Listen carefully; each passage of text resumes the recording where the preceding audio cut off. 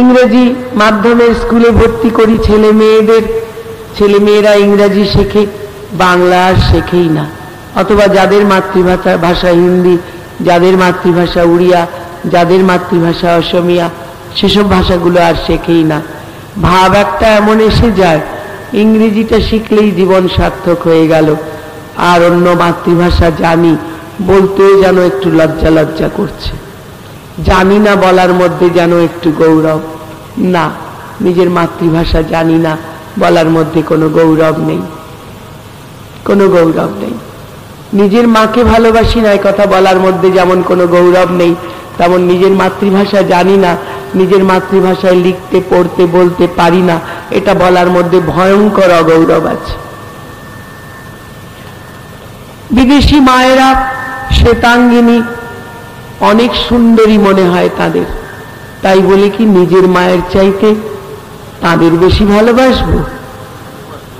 কেউ পারবো না, নিজের মায়ের চাইতে বেশি কিছুতেই পারবো না ভালোবাসতে।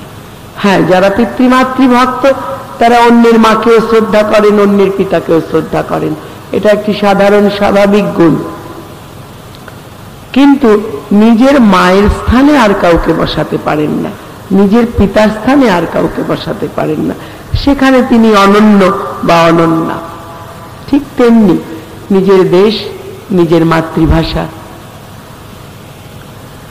যত উন্নতই হোক অন্য একটি ভাষা, কাজের প্রয়োজনে, সাহিত্য রস সংগ্রহের উদ্দেশ্যে অথবা কোনো আদর্শ প্রচারের উদ্দেশ্যে বহু ভাষা শিক্ষা করা যেতে পারে, সে ভাষার প্রতি শ্রদ্ধা নিয়েই শিক্ষা করা উচিত।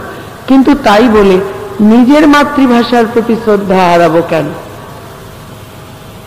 পরমেশ্বর করুণা করে যে মাতৃপিতৃক রোড়ে আমায় পাঠিয়ে দিলেন, সেই মাতৃপিতৃক রোড়ে আসার দরুন যে ভাষাটি স্বাভাবিকভাবে আমার মাতৃভাষা রূপে নির্ধারিত করলেন, সেই ভাষাটির প্রতি অবজ্ঞা করা তো পরমেশ্বরের ইচ্ছাকে অবজ্ঞা করা। অতএব নিজের মাতৃভাষাকে সম্মান সহকারে সকলে শেখো, এটাও আমি চাই। এখানেও আমি ব্যবহার করলাম। সত্যি যদি আমাকে ভালোবাসো একটুও, তাহলে শুধু জয়ধ্বনি দিও না,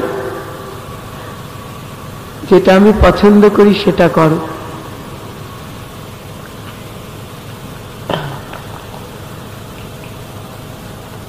একাধিক ভাষা শিক্ষা খুব ভালো জিনিস, সাধ্য মতন শেখা উচিত।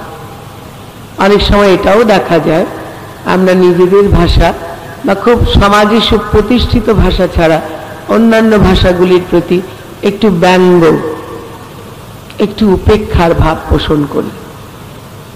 এটাও কখনো করা উচিত নয়।